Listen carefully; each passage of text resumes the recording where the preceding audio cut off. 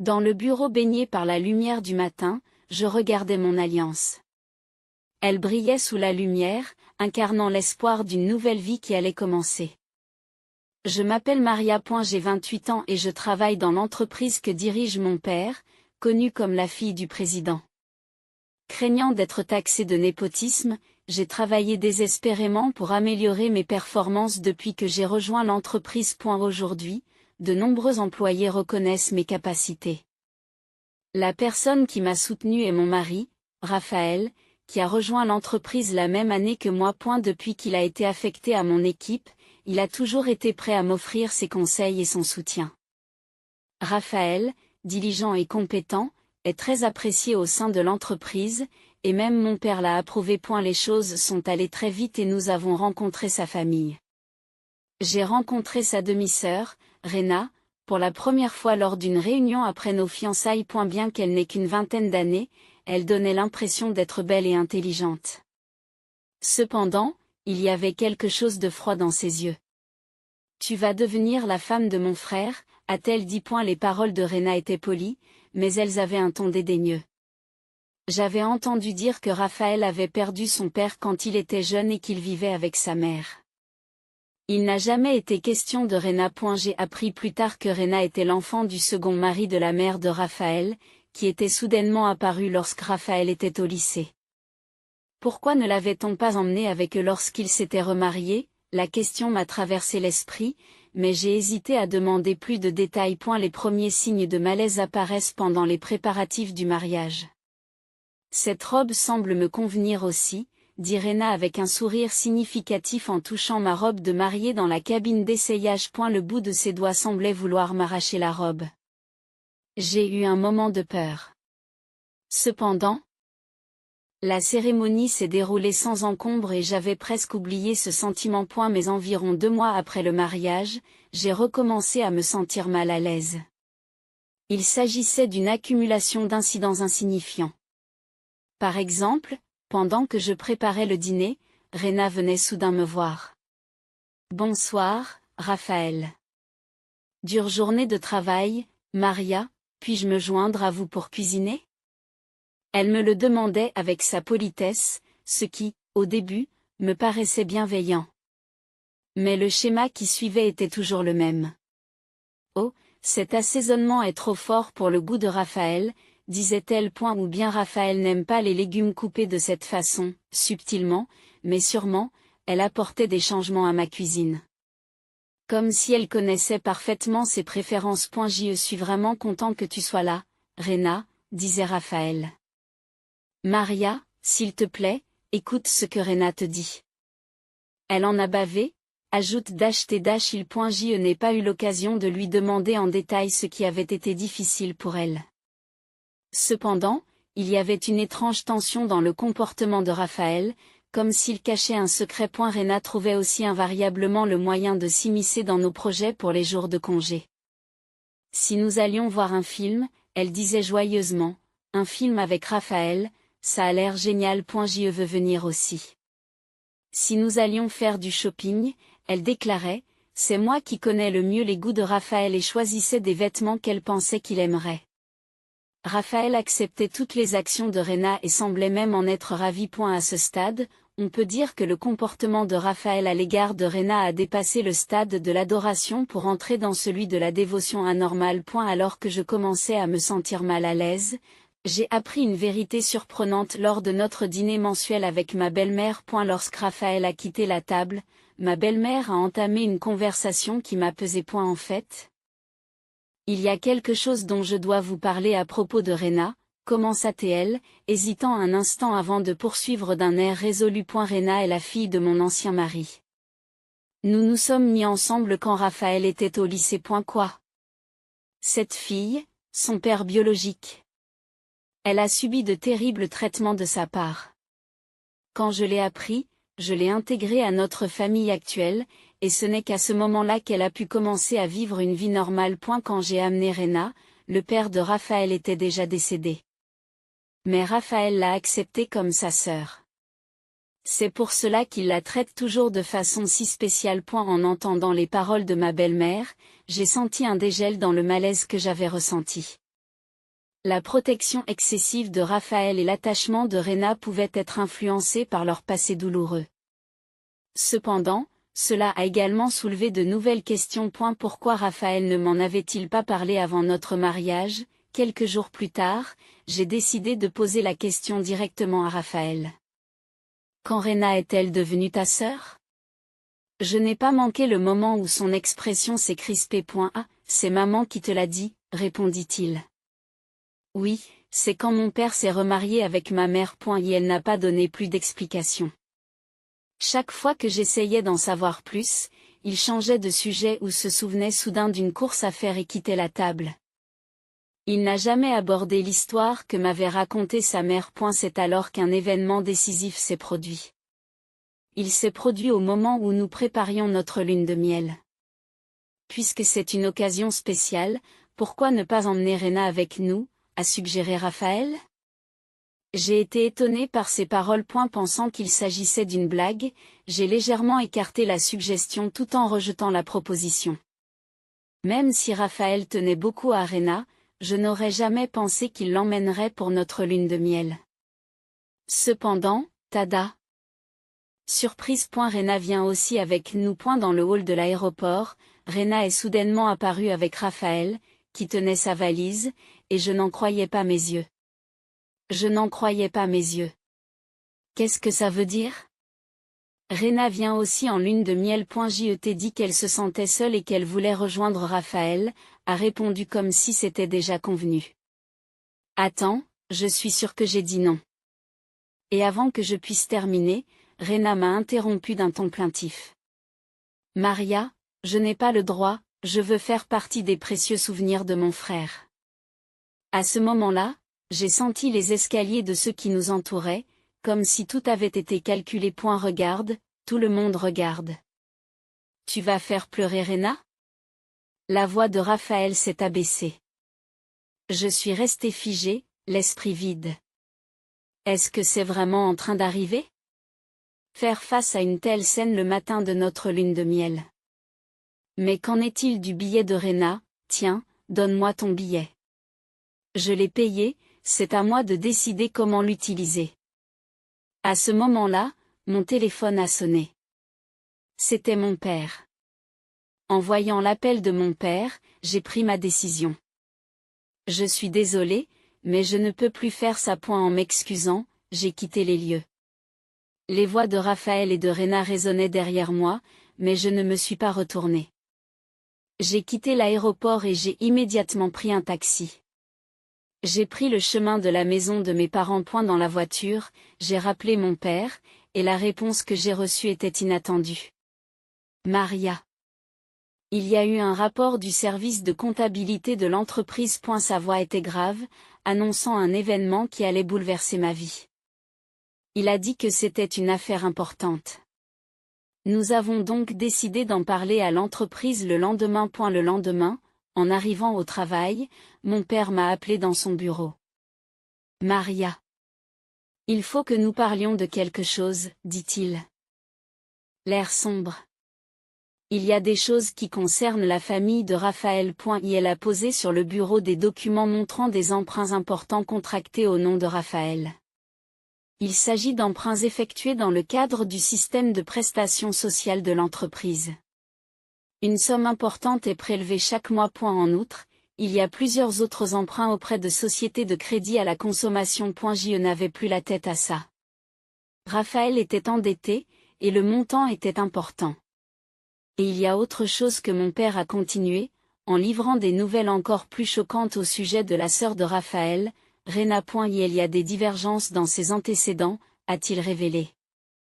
Selon mon père, en enquêtant sur les antécédents de Rena, des faits sont apparus qui diffèrent de ce que la belle-mère avait prétendu. Il est fort probable qu'elle ne soit pas la belle-sœur de Raphaël.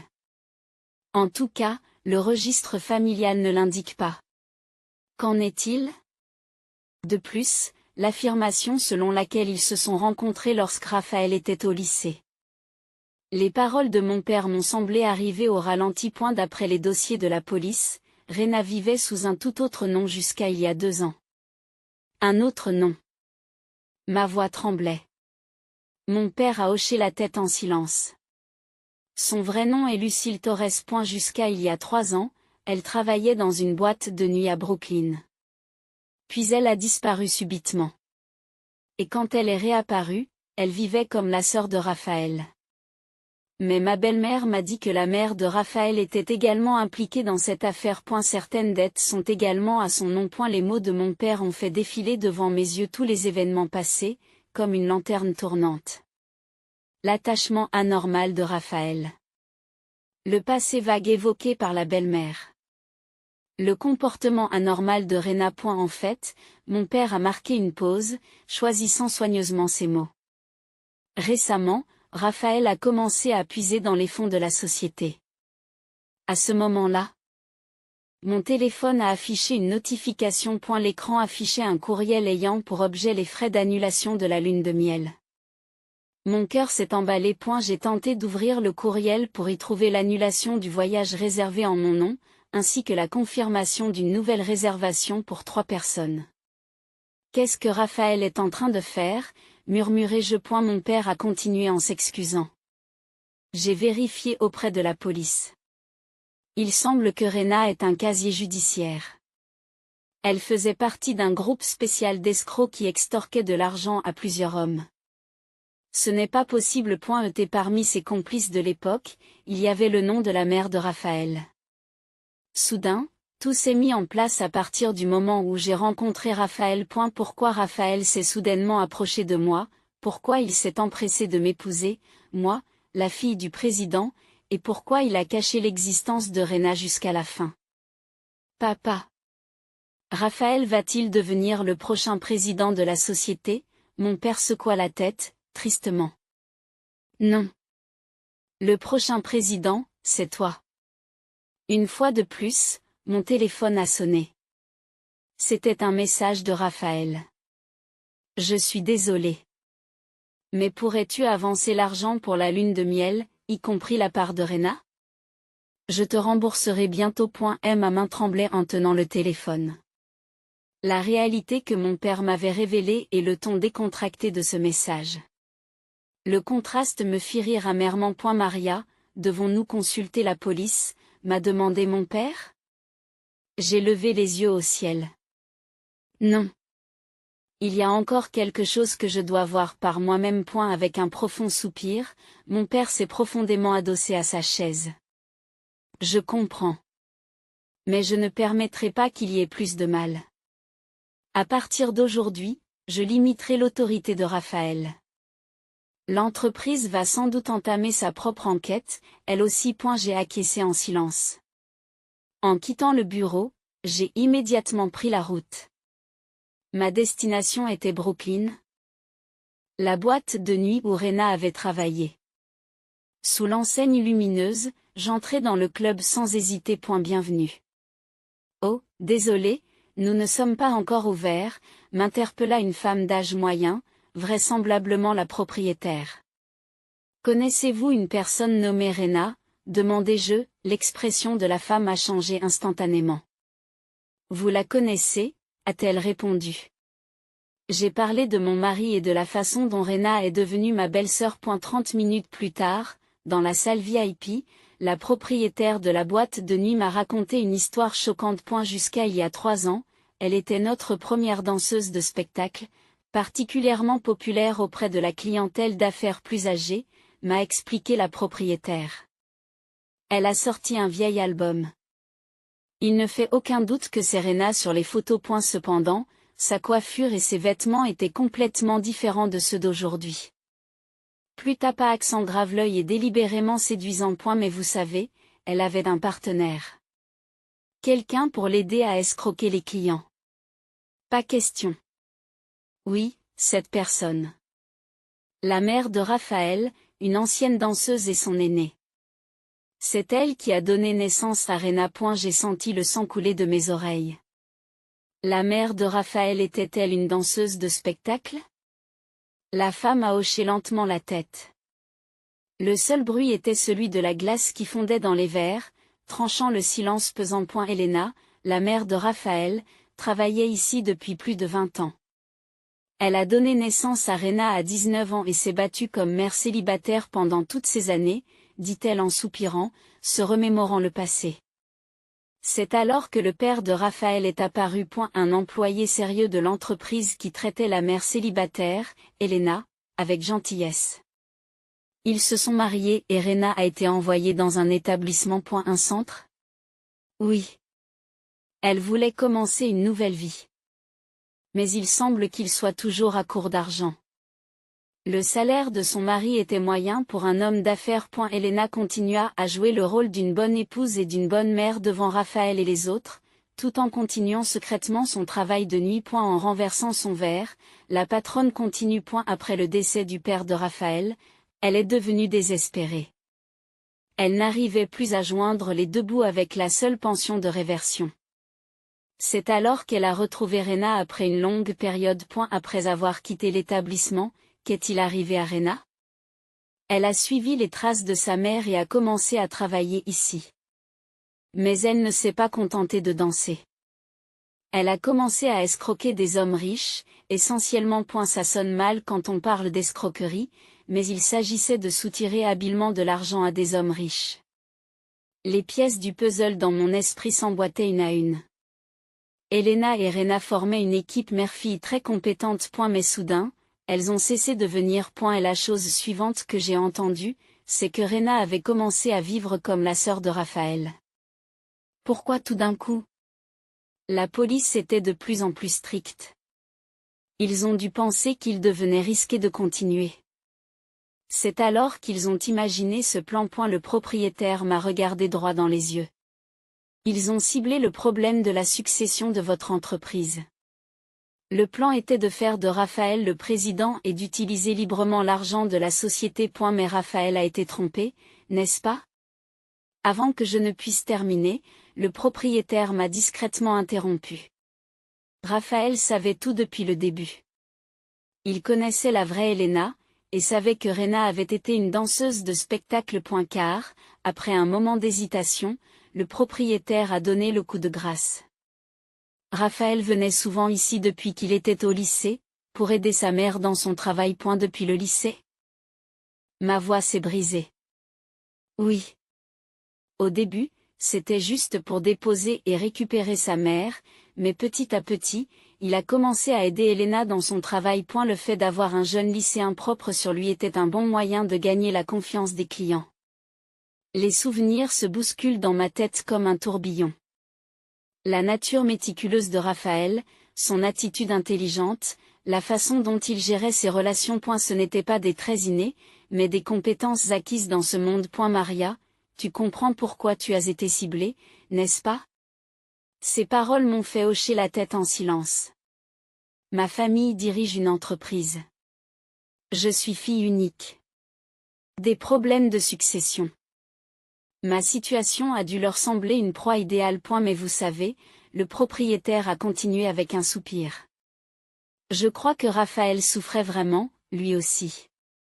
C'était comme si Elena lui avait fait un lavage de cerveau. Qu'est-ce que tu veux dire par là? Après la mort de son père, Elena a complètement dominé Raphaël. Elle l'a menacé d'abandon s'il ne lui obéissait pas.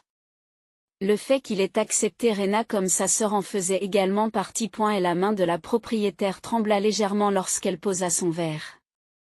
Tout était prévu depuis le début. Insérer Rena en tant que sœur de Raphaël et se rapprocher de votre entreprise. Pendant ce temps, Elena et Rena effaçaient les preuves de leurs méfaits passés. Raphaël et moi, je trébuchais sur mes mots. Y avait-il une réelle émotion dans ce mariage? C'est probablement ce que tu sais le mieux, dit le propriétaire avec un léger sourire. Ce que je peux vous dire, c'est que Raphaël a commencé à venir ici souvent après vous avoir rencontré. Il buvait seul, disant qu'il avait besoin de parler. Parler? Oui, il se demandait ce qu'était vraiment une famille. À ces mots, les larmes me montent aux yeux. Une fois de plus, mon téléphone a vibré. Un nouveau message de Raphaël. Ce soir, j'ai besoin de parler. Peux-tu venir chez mes parents? J'ai pris une grande inspiration et j'ai appuyé sur l'interphone de la maison des parents de Raphaël. Il était un peu plus de 20 heures. Après avoir entendu l'histoire au club, j'avais passé un long moment dans ma voiture. Et la décision de rentrer chez moi ou de venir ici avait été prise après mûre réflexion. Oh, Maria. La porte a été ouverte par Rena.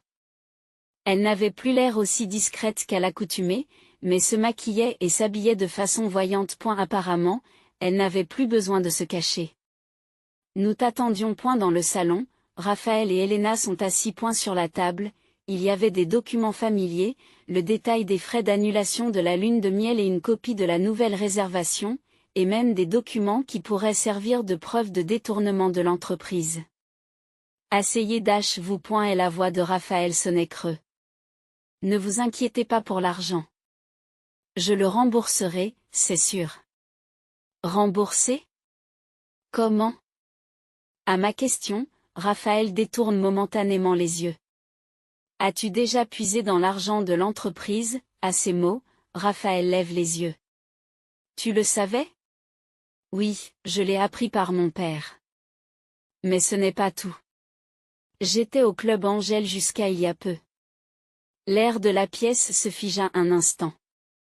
Je vois. Étonnamment, Raphaël affaissa les épaules en signe de résignation. Alors il n'y a plus besoin de parler. Non, ce n'est pas ça. Je l'interrompis fermement.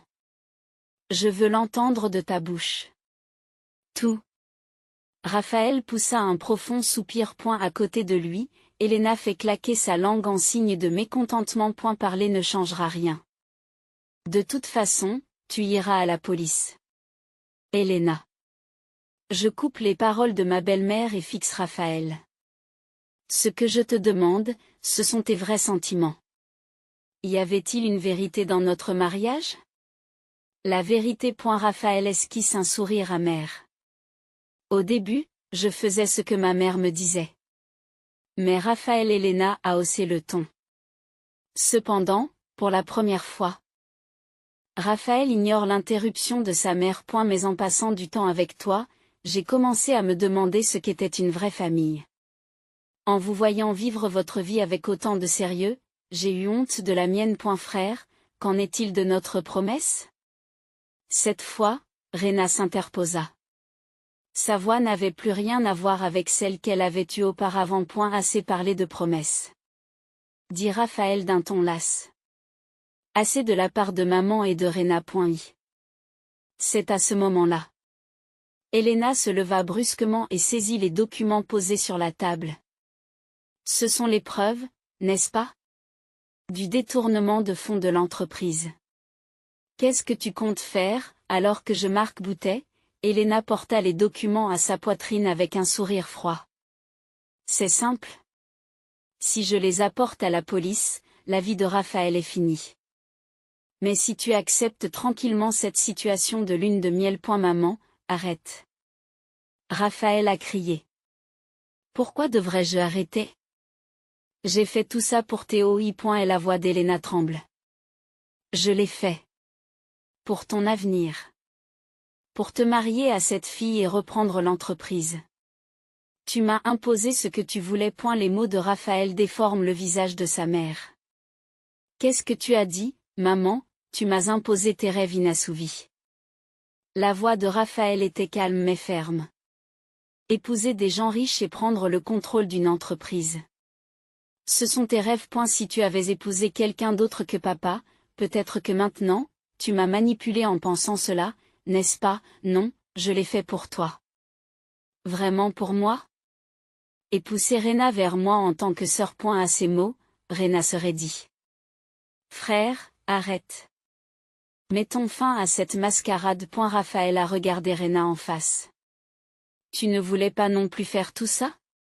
Une lueur de doute apparut dans les yeux de Rena. Suivre les ordres de maman, continuer à être danseuse, s'engager dans des activités presque frauduleuses. Est-ce que c'est la vie que tu voulais vraiment? Tais-toi. Hurlait Elena en brandissant les documents. La vie de Raphaël dépend de moi.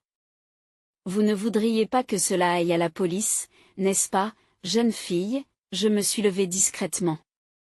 Alors tu devrais les prendre. Qu'est-ce qu'il y a? Ces documents n'ont plus aucune valeur. J'ai sorti mon smartphone.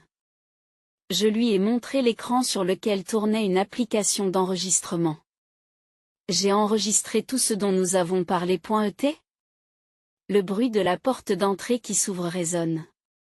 Désolé de vous avoir fait attendre. Mon père est apparu, accompagné d'un avocat et de policiers. Un an s'est écoulé depuis. Raphaël a été condamné à une peine de prison pour sa participation à la fraude. Toutefois, comme il a reconnu tous les faits qui lui étaient reprochés et qu'il s'est engagé à présenter ses excuses et à rembourser les victimes, sa peine a été relativement courte. Elena a été condamnée à une peine plus lourde. D'autres accusations de la part d'anciennes victimes ont suivi, et la gravité de ses agissements a été révélée au grand jour. Et puis il y a eu Rena. Elle a fait un choix inattendu. Je pense que je veux vivre honnêtement, a-t-elle déclaré, en larmes, juste avant d'être arrêtée. Comme Raphaël l'a dit, ce n'est pas la vie que je voulais. En fin de compte, elle a choisi de coopérer à l'enquête en tant que témoin. Elle se trouve maintenant dans un centre de réadaptation, où elle fait ses premiers pas vers une nouvelle vie. J'ai fini par hériter de l'entreprise. Peut-être que c'était prévu dès le départ, murmure-je doucement en regardant par la fenêtre du bureau. Mon père, toujours président, continue de me soutenir. Parfois, il s'esclaffe et me dit qu'en fin de compte, il s'agissait d'un test de capacité. Oui, toute cette épreuve a été un test important pour moi, et une opportunité de croissance. Lors d'une visite, Raphaël, l'air usé, m'a dit « Je suis vraiment désolé. Mais je veux juste te dire une dernière chose. Les jours que j'ai passés avec toi ont été mon premier vrai bonheur. » J'ai accepté ces paroles en silence. Raphaël, toi aussi tu devrais avoir la chance de connaître le vrai bonheur.